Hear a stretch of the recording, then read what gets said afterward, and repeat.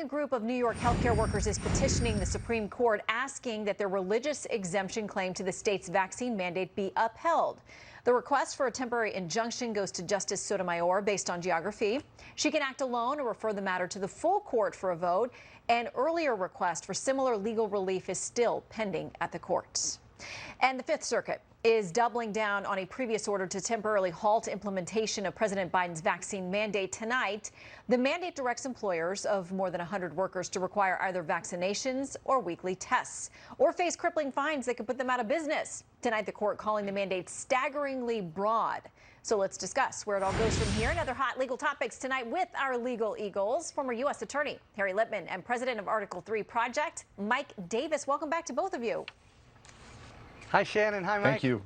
Okay, from the Fifth Circuit's opinion tonight, says the mandate imposes a financial burden upon them, meaning employers, by deputizing their participation in OSHA's regulatory scheme, exposes them to severe financial risk if they refuse or fail to comply, and threatens to decimate their workforces and business prospects by forcing unwilling employees to take their shots, take their tests, or hit the road. Harry, Fifth Circuit doesn't sound too impressed with this mandate. No, they're not. That's why they call it a mandate, of course, and it does have an out. If you don't take the shot, you can certainly just be tested all the time. So, yep, this is going to have to go up to the Supreme Court. Other courts have already gone more or less in the other direction, and it's a big issue the administration has to fight for its big program. Okay, Mike, in this lightning round, I'll ask you to quickly comment on how you think, based on the decisions we've had over the last year or so from this court on coronavirus-related things, how you see this going down if it gets there.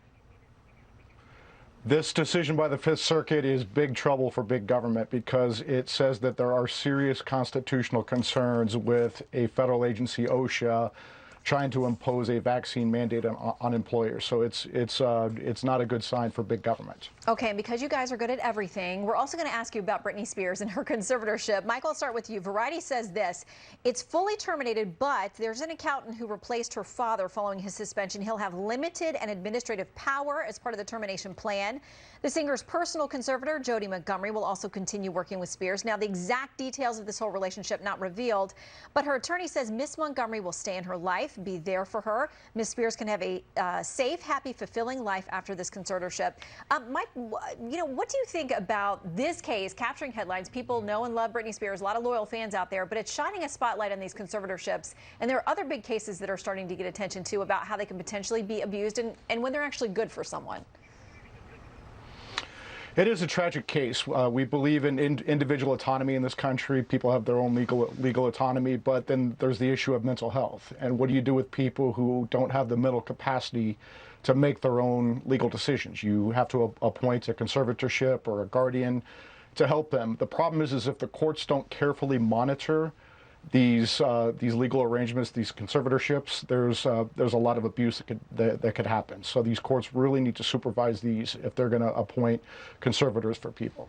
Yeah, and Harry, it sounds like her attorney, Britney Spears' attorney, sounds potentially like hinting at legal action against her father, who was a key member of, keeping this conservatorship going for more than a decade. He says he was worried about his daughter and trying to protect her, but maybe he's facing legal action now too, potentially. My best guess is she just cuts the cord, goes on with her life. Mike's right that some conservatorships can be subject to abuse. Not this one. It's about time. She's been ready to run her life for many years. Okay, now to the Kyle Rittenhouse trial. They're going to head into closing arguments on Monday, and it sounds like the prosecution has gotten a bit of a win after a struggle because lesser included offenses potentially will be presented to the jury. Harry, what does that mean for Kyle Rittenhouse? What does it mean for prosecutors that some lesser charges may be available to these jurors as they debate? It means they might be able to wrest a small victory from the jaws of defeat. It was going very poorly for them. The prosecution had really bumbled in a lot of ways, and this gives the jury a chance to do something in between, not based on a depraved heart, but just basically recklessness. That's a good sign for the prosecution. This does feel like a case that some middle ground ought to be achievable, but just in general, it's become a big national contretemps, and that's always bad for an individual trial, on the ground. Mike, what do you make of the fact that a lot of people are going after the judge here? They say that he's throwing this so that it will be an acquittal, that he hasn't been fair, and that he's been weighting the scales in favor of the defendant. his job is to make sure that the defendant has due process in this case. And with this Kyle Rittenhouse case, I think it is just a grotesque misuse of the prosecutorial power. They're going after this kid, charging him with murder when he was clearly acting in self-defense. And so I think what the prosecutors are doing with these lesser included charges is they're trying to get more bites at the apple. They're trying to give the jury more opportunities to find him guilty. Yeah, if they can do something like manslaughter or something else, or weapons charge even versus murder, big difference. Okay, very quickly, I want to get you guys to weigh in on the fact that former NFL coach Jon Gruden is suing over the release of a bunch of emails of his that were not so flattering. He says it was basically a hit job on him. Will he have any success suing over that? Mike, to you first, then here you can close us out. Well, under Nevada law, he can bring a claim for tortious interference with contracts.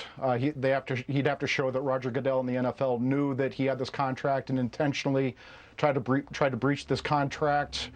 It's a tough case for him, and I think if I were Roger Goodell or the NFL, I would raise the fact that they didn't have any legal obligation to keep these emails confidential. So even if these allegations are true, that there's no legal claim here. Harry's, you got any chance? Stone cold loser. He'd never be able to show it anyway, and he's being stupid. He really needs to lick his wounds, withdraw for a while, and hope to rehabilitate himself later. This makes him just look like a sore loser. All right, gentlemen, thank you for the legal lightning round. Thanks. I feel like we got several hours of billable content out of the two of you. So thanks. Now you can enjoy your weekend. We'll see you again soon. All right, you too. Thank you. All right. Thanks.